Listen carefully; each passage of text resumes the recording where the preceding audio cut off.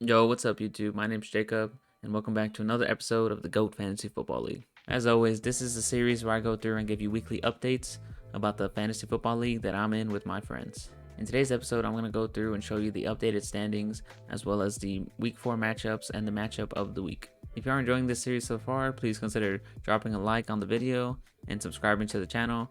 And also click the bell to turn the notifications on so you never miss another episode. With that being said, let's go ahead and take a look at the standings, the week 4 matchups, and the matchups of the week. Okay, first things first, let's go ahead and take a look at the updated standings.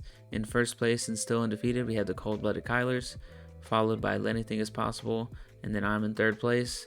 Following that, we have Let's Ride, the Comebacks, Pay Lamar, Deshaun's Favorite Therapist, To Infinity and Beyond, Austin City Limits, and in last place, we have the Commissioner, the SA Donkeys, who has still yet to get a win, but let's see if that can change this week. Now that we got the standings out the way, let's go ahead and take a look at the Week 4 matchups. On to our next matchup, we have To Infinity and Beyond with a record of 1 win and 2 losses versus Pay Lamar with the same record of 1 win and 2 losses. Okay, looking at the lineups for this matchup, Moya's rocking with Justin Herbert, Najee Harris, James Robinson, AJ Brown, Amari Cooper, TJ Hawkinson, Javonte Williams, the Dolphins defense, and Daniel Carlson. And Jason is playing Patrick Mahomes, Nick Chubb, Ramondre Stevenson, Justin Jefferson, Tyreek Hill, Evan Ingram, Cortland Sutton, the Eagles defense, and Justin Tucker. Looking at the advantages, Jason has the advantage in quarterback and running back 1. Running back 2 goes to Moya. Wide receiver 1 is tied. Wide receiver 2 goes to Jay.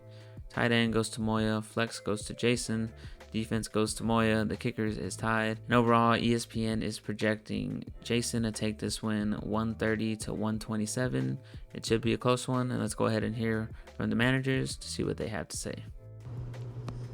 I'm not gonna go talk shit this week. I've talked shit the past 2 weeks. Took 2 L's. I should have won last week, to be honest. I don't know how the fuck that happened, but it happens. I think this week will be good. I'm hoping it does, because me and the commish got a little side wager going on, and I don't want to lose that. I thought I was about to blow them out the water, it'd be easy money, but at this pace, I don't even fucking know. But I think I have the better hand. I'm projected to win, but projections don't really matter. Justin Jefferson's been shut down 2 weeks in a row. My running back situation's already, I feel like every year it fucking sucks, but we got Moya. I'm going to get the dub, though. I think I am. I'm not going to talk as much shit until after the game and after we play. So, fuck you, Moya. Week 3, another L for me. Back-to-back losses.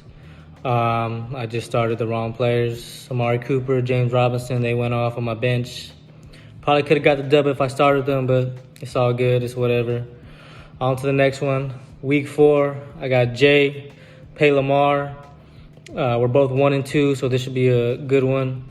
He didn't want to accept my trade this week because we play each other. He's being a little girl.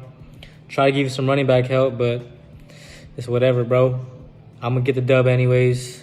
You're going to have fun being 1 and 3 in that division. I'm going to bounce back, get to 2 and 2. I'm going to be chilling. Let's go. In our next matchup, we have Deshaun's Favorite Therapist with a record of 1 win and 2 losses versus Let's Ride with a record of 2 wins and 1 loss. Looking at the lineups for this matchup, Jordy's rocking with Jalen Hurts, Joe Mixon, Aaron Jones, Keenan Allen, Deontay Johnson, David Njoku, Devin Singletary, the Ravens defense, and Chris Boswell. And on Franco's team, he has Trevor Lawrence, Jonathan Taylor, Cordell Patterson, Devontae Adams, Marquise Brown, George Kittle, Chris Olave, the Bears defense, and Younghoe Koo at kicker. Looking at the advantages, the quarterback goes to Jordy, running back goes to Franco, running back 2 goes to Jordy, and everything else except for the kicker goes to Franco. The kicker is tied, and ESPN is projecting Let's Ride to win this 132 to 121. Let's go ahead and hear from the managers to see what they have to say. Yo, what's going on, Franco Nation? Checking back in with you guys, man. Week 3, we wrapped it up. Took care of Andres, took care of business like I said we would. We needed that win. Moved up in the ranks. We're 2 and 1. We need to keep moving up the ranks, though. So we need this dub this week going against the champion, Jordy. Not really worried about him. More worried about my team. We've been inconsistent. Last week was the highest scorer, but the week before that was the lowest scorer. man, I need Jonathan Taylor to start eating some touchdowns because we need big yards, man. So if he sees this, please do some justice for me, man. I need him to go 3-1. Got to compete with the top dogs in our division. We got a tough division, fellas. Good luck to you, cause I'm coming. What it do, GOAT Fantasy Football League followers? This is Jordan, the reigning champ, talking to you. You know, we started off the year 1-2, so it's a bit rocky. Injury bug hit us pretty strong. And just not showing up. You know, Joe Mixon busted. Aaron Jones fluke. You know, he just ain't. Running backs aren't performing to what they need to be, and receivers, I got Keenan Allen hurt, and you know, just not performing to what expectations were. But it's all good. We're turning it around. You know, got a dub last week against Jay. This week I got Isaac Franco, and let's ride, huh? You ride into another L, bro. No, I'm just kidding. Franco actually has a really decent team. A lot of explosive power, explosiveness on his squad. So I'm actually kind of worried about that. I feel like I got a solid team, but they're not as explosive as they were last year, or as they are compared to Franco's. So hopefully Franco's team can lay a couple of duds. I'm predicted to lose. You know, as long as I just don't finish last, you know, I don't want to be in no dress. Larry can keep all that. But yeah, so not much smack talking here, you know, none but respect. Franco's got a good squad, so hopefully my team can perform to what I need them to, and hopefully Franco's team can shit the bed. But reigning champ out.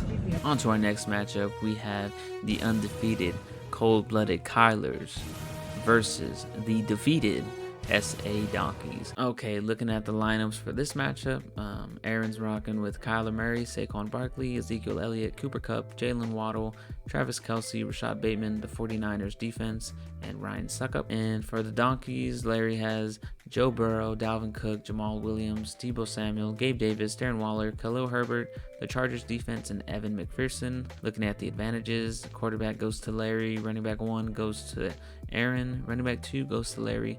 Both wide receivers and the tight end go to Aaron. The flex and the defense go to Larry. The kicker is tied. And ESPN is projecting the cold-blooded Kylers to win this matchup 140-128. Let's see if Larry can finally get his first win this week while also handing Aaron his first loss. Let's go ahead and hear from the managers. Week 4 matchup, cold-blooded Kylers versus the SA Donkeys. Playing Larry this week. He's coming in at 0-3. I'm sitting at 3-0. But in my opinion, I think it should be a pretty good one. Looking at the rosters, you know, I think you have some pretty good matchups across the board. So lineups looking a little bit better than the weeks before. So we'll see what happens. But other than that, you know, I think the people just want to hear from you, bro. We haven't really heard from you since before week 1. So quit hiding over there. I know the team's winless, but there's got to be something positive to say about the team. You know, on my side, I think if one of my guys show out, you know, a couple guys do their part, I think we'll be all right. On our way to 4-0, trying to stay undefeated and not give you that first dub. So looking forward to it. All right. It's been a rough 3 weeks. It's yet to score over 100. I'm defeated. I'm going up against the league's highest scorer. Is undefeated, the only undefeated team remaining. I don't know. We'll see. What better time to turn it around than right now? Made a couple big pickups in the waiver wire. I think they're going to come through for me. I think Deebo finally has his big game. Let's see. A record of 1 win and 2 losses. We have Austin City Limits versus Stiff Armed and Dangerous with a record of 2 wins and 1 loss. Okay, so looking at the lineups, Tate's rocking this week with Tom Brady, Austin Eckler, James Conner, CeeDee Lamb, T. Higgins, Zach Ertz, Brandon Cooks, the Cowboys defense, and Jake Elliott. And on my team, I have Josh Allen, Derrick Henry, Damian Pierce, Stephon Diggs, Amon-Ra St. Brown, Kyle Pitts, Christian Kirk, the Vikings defense, and Brandon McManus. Looking at the advantages, I have the advantage in quarterback. The running back 1 is tied. Running back 2 goes to Tate. Both wide receivers and the tight end go to me. And the flex, defense, and kicker are all tied. Overall, ESPN is projecting me to win 141-127. Let's go ahead and hear from the managers and see what they have to say. I'm going to be honest, I'm not too worried about this week's matchup against Tate. His team's only been over 100 points 1 time. in the past 3 weeks. And meanwhile, my team is averaging 160 points through the first 3 weeks. And honestly, I got some pretty good matchups. You know, I got Josh Allen, Stephon Diggs going up against the Ravens. They don't have the best defense, and that game's probably going to be a shootout. So I'm not surprised if Josh Allen has like 5 touchdowns and 2 of them are going to Stephon Diggs. You know, and I finally got some productive games out of Derrick Henry, Damian Pierce, and Kyle Pitts last weekend, so that's always good to see. They were able to pick up the slack last week, so if they can do the same thing last week and my other players can do what they did the 2 weeks before that, I don't know, I might score 200 points again and beat Tate by like 100. So Tate, I'm sorry, you're gonna have to take the L this week. All right, so big game this week, man. We're 1-2. Luckily, our division is hot dog shit. I think I'm still in second, third place, but just got to be top 3. So I'm sitting pretty right now, but we got to step it up. I got a couple guys coming back off injury. Hopefully James Conner can get it rolling. But I'm playing a tough team this week, man. Dude's got some heavy hitters, a couple top 5 receivers, some really good backs, solid fucking QB. It's going to be a tough matchup, but back against the wall, just going to have to show out. Let's go, baby. Into our final matchup, we have the matchup of the week. We have the comebacks with a record of 2-1 versus Anything is Possible, also with a record of 2-1.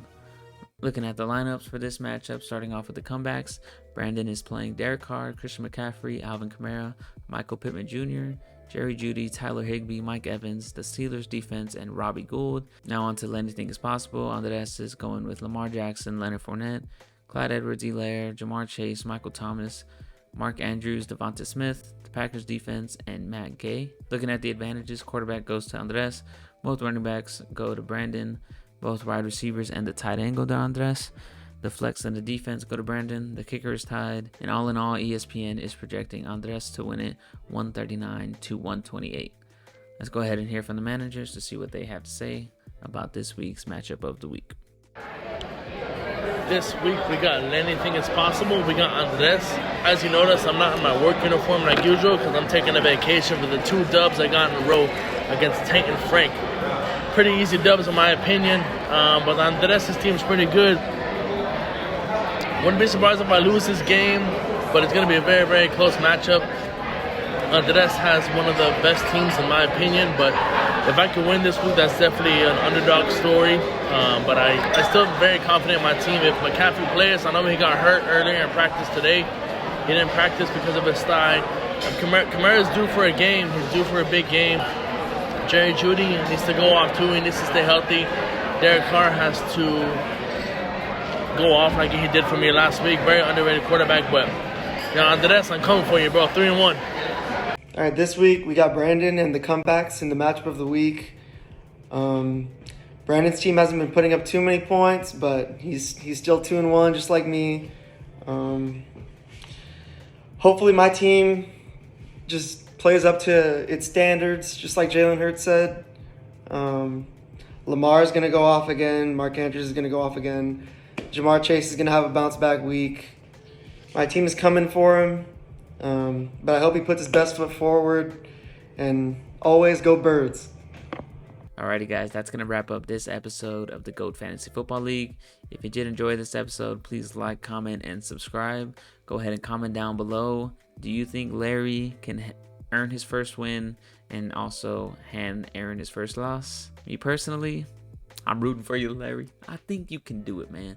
You got some good matchups, and honestly, I just need Aaron to lose so I can be in first place. Don't forget to click the bell to turn on the notifications so you never miss another episode. That's going to be it for me, guys. I will see y'all in the next episode when we go through the scores from the week 4 matchups and also name our donkey of the week. Later.